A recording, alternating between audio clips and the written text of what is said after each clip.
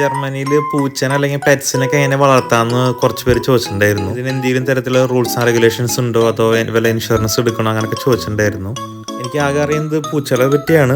പൂച്ചകൾക്ക് അങ്ങനെ rules and regulations ഒന്നും ഇല്ല. ഇൻഷുറൻസ് ഉണ്ട്, പക്ഷെ അത് മസ്റ്റ് അല്ല. ആവശ്യമെങ്കിൽ എടുത്താൽ മതി. എന്തെങ്കിലും ഹോസ്പിറ്റൽ കേസ് വരുമ്പോൾ നമ്മുടെ കയ്യിൽ നിന്ന് തന്നെ പൈസ കൊടുക്കണം. അപ്പോൾ ഇൻഷുറൻസ് ഉണ്ടെങ്കിൽ കുറച്ചും കൂടിയും ലാഭമായിരിക്കും. സോനയാണ് ഞങ്ങളുടെ പൂച്ചയുടെ പേര്.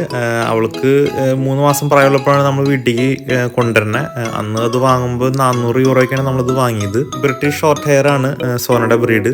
ഇൻഡോർ പൂച്ചയാണെങ്കിലും നമ്മളിവിടെ വാക്സിനേഷൻ എടുക്കണം. അപ്പോൾ ആദ്യത്തെ 2 വാക്സിനേഷൻ എടുത്തിട്ടുണ്ടായിരുന്നു. പിന്നെ കാസ്ട്രേഷൻ ചെയ്യാൻ പറ്റും, അത് മസ്റ്റ് അല്ല. അതിന് ഏകദേശം ഒരു 200-300 രൂപ ചിലവുണ്ട്. നമ്മൾ സോനനെ കാസ്ട്രേഷൻ ചെയ്തില്ല. അപ്പോൾ കാസ്ട്രേഷൻ ചെയ്യാത്തതുകൊണ്ട് മീറ്റിംഗ് ടൈം ആകുമ്പോൾ ആളിങ്ങനെ കുറച്ച് സിഗ്നലൊക്കെ നമുക്ക് തരും. അപ്പോൾ ഈ ബേക്ക് ലൈനിൽ നോക്കി കഴിഞ്ഞാൽ നമുക്ക് ഇതുപോലെ ആൺപൂച്ചകളെ മേറ്റ് ചെയ്യാൻ കിട്ടും. ആൺപൂച്ചയുടെ ബ്രീഡ് അനുസരിച്ച് വില മാറും. ഇപ്പോൾ ഉള്ളത് 2ാമത് പ്രസവിച്ച പിള്ളേരാണ്. 3 മാസം വരെ നമ്മുടെ ഒപ്പം നിർത്താം. അത് കഴിഞ്ഞ് കഴിഞ്ഞാൽ ടിയർ വെൽറ്റെന്നോ അല്ലെങ്കിൽ ഈ ബേക്ക് ലൈനിൽ നമുക്ക് വിൽക്കാടാം. ഏകദേശം 500-600 യൂറോണ് നമുക്ക് കുട്ടികളെ വിൽക്കുമ്പോൾ കിട്ടുക.